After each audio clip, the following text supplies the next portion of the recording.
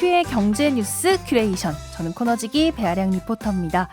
어렵고 복잡한 경제 한큐에 정리해 주실 김큐. 안녕하세요. 네, 어서 오십시오. 네. 이제 크리스마스가 얼마 안 남았는데 특별한 그러니까요. 계획 있으세요? 아무래도 연말 되면 좀 지갑이 많이 열리죠?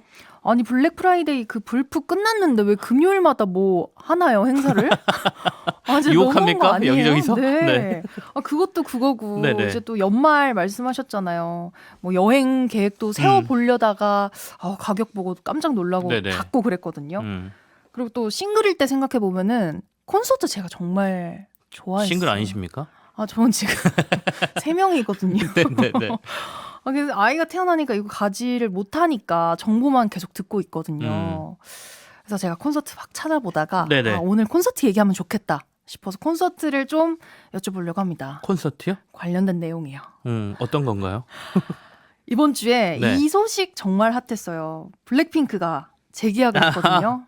YG 엔터테인먼트하고 재계약한 거. YG 엔터 주가가 아주 급등했습니다. 그렇습니다. 이 목요일 날인가 나온 뉴스예요. YG 네. 엔터테인먼트가 공식적으로 블랙핑크하고 재계약 성공했다라고 발표를 했죠. 맞아요. 그러니까 그동안 계속 이제 어떻게 되나 네. 이랬었잖아요. YG 엔터테인먼트 주가가 음. 그날 당일에 25.62% 올랐습니다. 그러니까 48,000원 정도에서 시작했던 거래가 6만 원 넘어서 끝났다는 얘기거든요. 네. 그러니까 무슨 소속사가 하나 계약한 거 가지고 음. 이렇게까지 주가가 오를까 이런 생각도 들긴 하는데 블랙핑크 위상이 그만큼 높아졌다는 거예요. 이제는 글로벌 여성 걸그룹의 위상을 갖고 있죠. 실제 2016년도 데뷔해서 150차례 정도 콘서트를 했는데 그중에 80%가 해외 콘서트였다고 하거든요. 네. 그리고 한 증권사 보고서 분석을 보니까 YG 엔터테인먼트가 올해 블랙핑크를 비롯해서 소속 가수들하고 콘서트 공연장 뭐 이런 데에서 모은 관객 수가 200만 명 정도 된대요. 근데 이 중에 75%인 150만 명이 블랙핑크 관객이었고요. 150만 명은 블랙핑크 콘서트에 갔다 온 거네요. 네네. 그리고 음반 판매 역시 YG 엔터테인먼트가 소속 가수들을 다 통틀어서 700만 장 정도를 팔았는데 이 중에 65%인 440만 장이 블랙핑크다. 엄청나네요. 그러니까 결국엔 이들의 재계약은 회사의 매출과 직결된다는 거죠. 그러다 보니까 증시에서 재계약했다 그러니까 주가가 환호를 한 것이죠. 더군다나 재계약이 좀 힘들 수도 있다는 얘기가 한 10월부터 계속 언론을 통해서 흘러나왔거든요. 그렇죠. 그렇다 보니까 주가가 10월에 한 6만 원대에 있던 주가가 계속 흘러내리면서 4만 원이 그러니까 5만 원 밑으로 내려갔던 상황이니까 네. 결국에는 거기에 대한 반작용이 좀 나온 거죠. 그러면은 이게 다시 제자리를 찾은 거네요? 그렇다고 볼 수 있습니다. 시장에서 블랙핑크 재계약 불발 가능성을 주가에 좀 반영하고 있다가 네. 이게 해소되니까 주가가 제자리로 왔다 이렇게 해석할 수 있는 것이고요.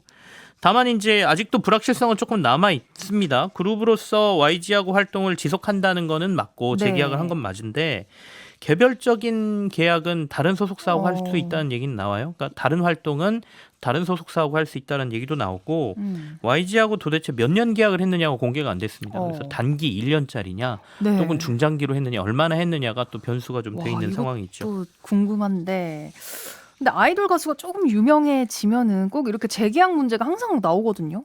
이제는 프로 스포츠 구단들하고 비슷해진 것 같습니다. FA 제도라고 들어보셨잖아요. 그쵸. 그러니까 처음에 이제 소속 구단 지명 받아서 입단하고 나면 적어도 몇 년간은 너 우리 구단에서만 뛰어야 돼. 그러다가 FA 자격 획득하면 얼마나 잘했는지 평가해가지고 타 구단하고 정말 비싸게 이제 계약하고 떠나가지 않습니까? 네. 그런 것처럼 우리나라 아이돌 시장이 아카데미식 육성 시스템을 갖고 있다 보니까 처음에는 소속사의 기획력하고 마케팅 이런 걸로 이제 데뷔가 결정되고 네. 데뷔하고 나면 모든 게 기획사 쪽에 힘이 균형이 잡혀 있죠. 그렇죠. 근데 그동안에 이렇게 블랙핑크처럼 유명해지고 커버리면 계약이 끝날 때쯤에 힘의 균형이 아이돌 그룹에 넘어가 있는 거예요. 그래서 다른 데 조건이 더 좋으면 다른 데로 넘어갈 수 있는 상황이 벌어지기 때문에 매년 이제 조금 YG뿐만 아니라 다른 소속사들도 아이돌들이 좀 유명하게 되면 계약이 끝난 때쯤에 마치 프로구단의 FA 선수들처럼 소속사를 박차고 나갈 가능성이 상존한다 이렇게 봐야 되겠죠. 그렇군요. 근데 증권사들이 이 기업 가치를 반영할 때요. 네.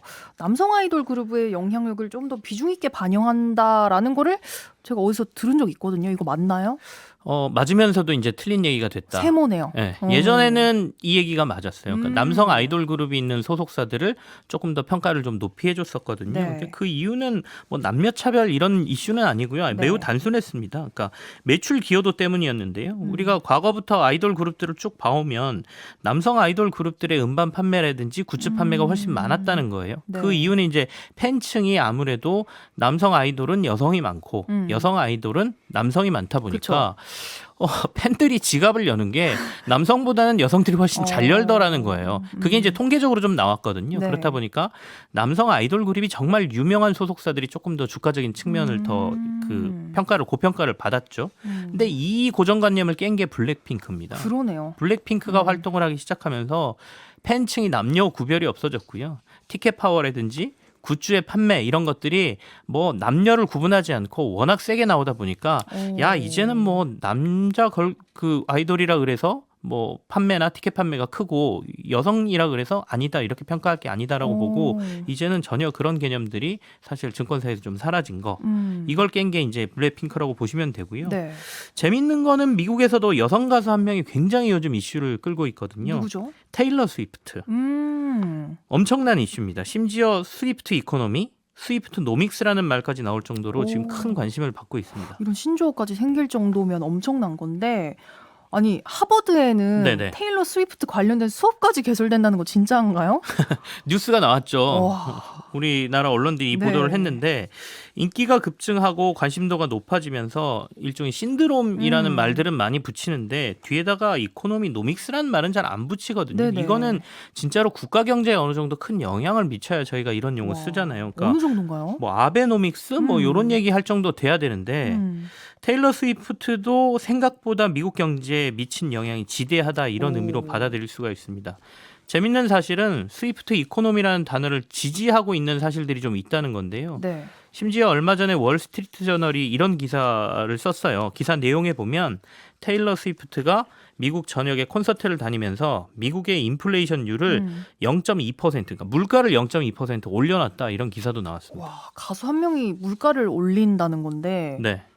뭐 콘서트 티켓을 비싸게 팔았나요? 아니면 뭐 어떤 것 때문에 물가를 올릴 수가 있는 거죠? 뭐 물론 콘서트 티켓이 많이 오르긴 했습니다. 네. 그 영향도 있을 텐데 이렇게까지 얘기를 하는 거는 뭐 이 사례를 들면 아마도 이해가 되실 것 같아요. 스위프트가 시카고 콘서트를 열 때 콘서트가 3일간 시카고에서 열렸거든요. 네. 이때 시카고 전역 호텔 객실 4만 4천여 실이 모두 만실을 기록했고요. 와.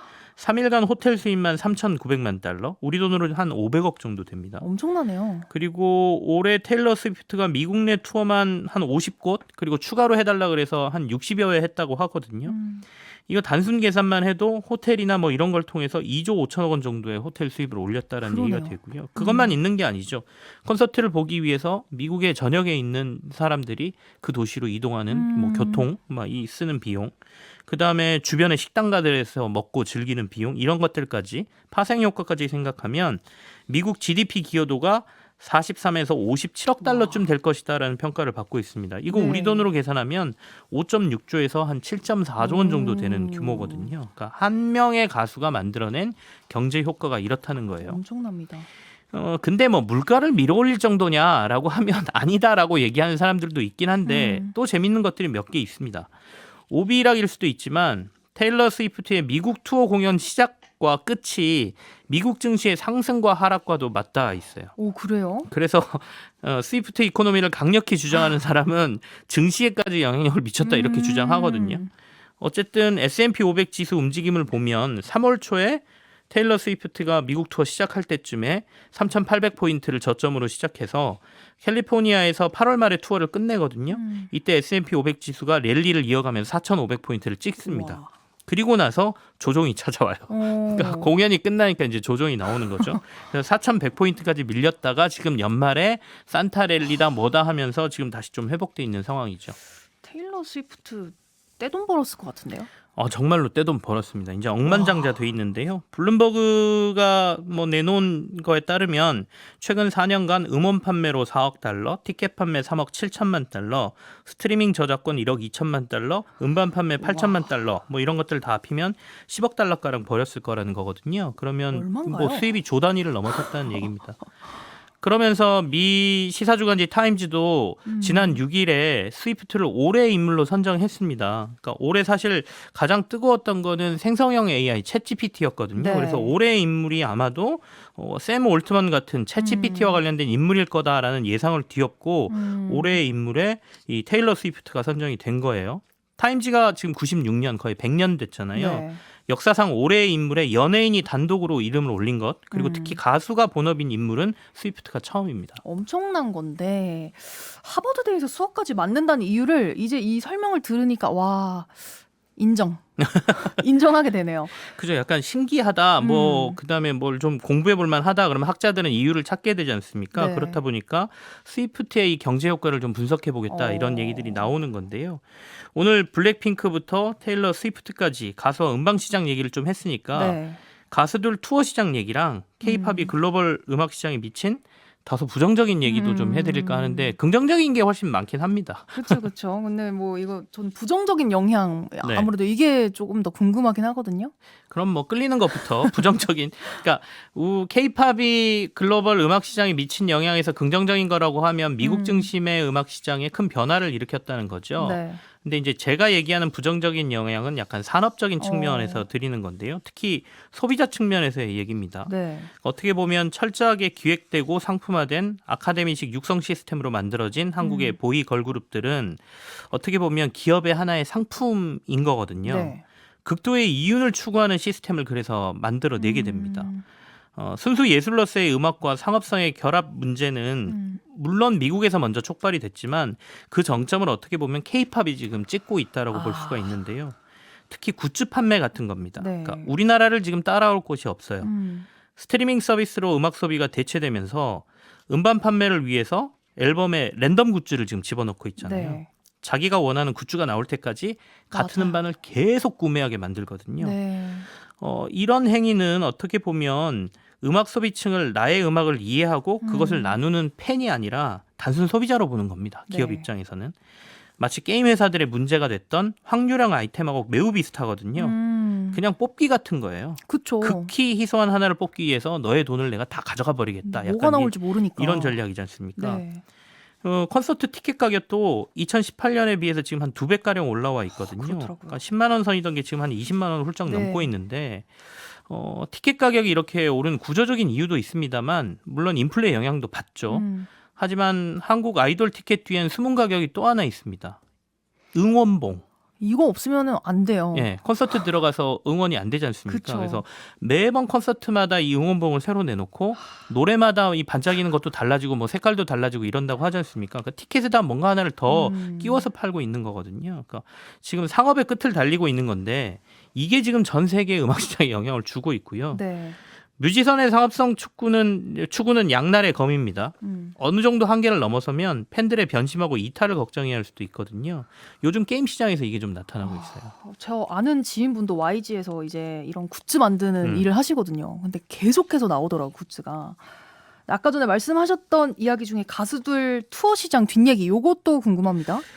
음악 시장이 네. 디지털 파일로 전환되고 스트리밍 서비스가 소비의 대세가 되면서 뮤지션들의 투어가 굉장히 중요해졌습니다. 그러니까 앞서 테일러 스위프트가 4년간 수입이 10억 달러 넘는다라고 네. 말씀드렸잖아요. 그중에 스트리밍 음원 수입은 1억 2천만 달러로 10% 정도밖에 안 되거든요. 그러네요. 사람들은 스트리밍 서비스가 되면서 음악을 과거보다 훨씬 많이 듣지만 많이 사실 CD를 팔 때 뮤지션들이 받는 돈과 지금은 완전히 음악 시장은 줄어들어 있거든요. 그렇다 보니까 그 뮤지션들이 더 중요해진 게 콘서트가 돼버렸어요. 돈을 벌기 위해서는 스트리밍 서비스보다는 콘서트를 해야 되는 상황이 벌어졌고 그러면서 전국 투어 콘서트 또는 글로벌 투어 콘서트가 매우 중요해졌거든요. 네. 이게 결국엔 자신이 돈을 버는 수입원이 주 수입원이 되다 보니까요. 그러다 보니 예전에는 팬들과의 만남에서 나의 팬들이 벗어나지 않게 하는 나의 지속적인 팬으로 활동하게 하는 차원에서 콘서트를 했다라면 이거 약간 블록 파티라고 하거든요. 우리들끼리 나누고 네. 그러니까 가격을 그렇게 비싸게 안 받았습니다. 내 팬들을 위한 일종의 서비스라고 생각했었는데 이제는 상업적으로 변해서 티켓 가격을 매우 높게 올리기 시작합니다. 그래도 사니까요. 이게 2000년대 이후에 나타나면서 딱 디지털 파일이 나오는 시대부터 시작하거든요. 그러면서 슈퍼스타들은 어마어마하게 많은 돈을 벌고 콘서트를 할 수 없는 가수들은 극과 극으로 소득이 적어지는 음악 시장의 양극화를 일으키고 있다. 이 얘기까지 해드리겠습니다. 아, 오늘 이야기 너무 재밌는데 다음에 또 한번 기회 되면은 이야기 좀 네. 해주세요. 네, 오늘도 잘 들었습니다. 김큐의 경제뉴스 큐레이션 여기서 마무리할게요. 네, 지금까지 배아량 리포터와 함께했습니다. 고맙습니다. 네, 고맙습니다.